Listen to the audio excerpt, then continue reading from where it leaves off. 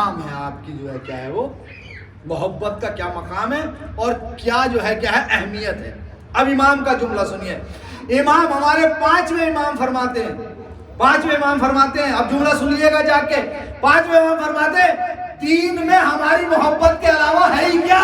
ماشاءاللہ ماشاءاللہ. امام کا جملہ آپ کی خدمت میں پڑھا ہے. کس کا؟ پانچویں امام کا جملہ. کہتے ہیں لا دین الا حبو, یعنی دین میں ہے ہی کیا ہماری محبت کے علاوہ, یعنی یہ ہے ہماری محبت کا مقام. یعنی دین کچھ نہیں ہے اگر ہماری محبت نہیں ہے. تو آپ پھیلا لیجئے اب دین کو. دین میں نماز ہے, روزہ ہے, حج ہے, زکوٰۃ ہے, خمس ہے, تولا ہے, تبرع ہے, یہ ساری چیزیں پورے دین میں ہے نا. تو اب دین میں کچھ ہے ہی نہیں ان کی محبت کے بغیر. اگر نماز ہے ان کی محبت سے خالی ہے. بھائی عزیزو ذرا سی توجہ کیجئے. نماز اہل بیت کی محبت کے بغیر کچھ نہیں ہے, روزہ اہل بیت کی محبت کے بغیر کچھ نہیں ہے, حج اہل بیت کی محبت کے بغیر کچھ نہیں. اگر بات نہیں پہنچ رہی ہو تو پھر دوسری روایت پڑھ دوں کیا میں؟ کچھ نہیں ہے. یعنی کیا کہا امام نے؟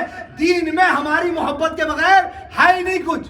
ٹھیک. اب چھٹے امام کی ایک روایت سن لیجئے. چھٹے امام ارشاد فرماتے, کیا ارشاد فرماتے کہ جب ایک انسان, ایک مومن اس دنیا سے جاتا ہے تو جب اسے دفن کر دیا جاتا ہے تو اس کی قبر میں کچھ نور آتے, اس کی قبر میں کچھ نور آتے جو اسے جو ہے کیا ہے وہ گھیر لیتے چاروں طرف سے. اس کے کوئی سرہانے آتا, کوئی پائیں آتا, کوئی دائنی طرف, کوئی بائیں طرف, یعنی سب اس کو گھیر لیتے ہیں. اور ان نوروں میں پھر ایک نور اور آتا ہے جو ان سب نوروں کے اوپر آ جاتا ہے.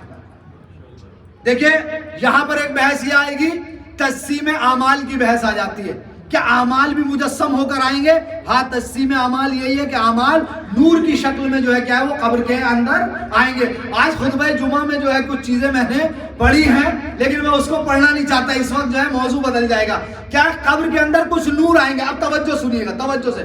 کیا کہا کہ دین میں ہماری محبت کے علاوہ کچھ نہیں ہے, قبر میں کچھ نور آئیں گے. نور آ گئے, انہوں نے جو ہے قبر کے اندر جو ہے کیا ہے وہ ان کو جو ہے چاروں طرف سے آ کر کھڑے ہو.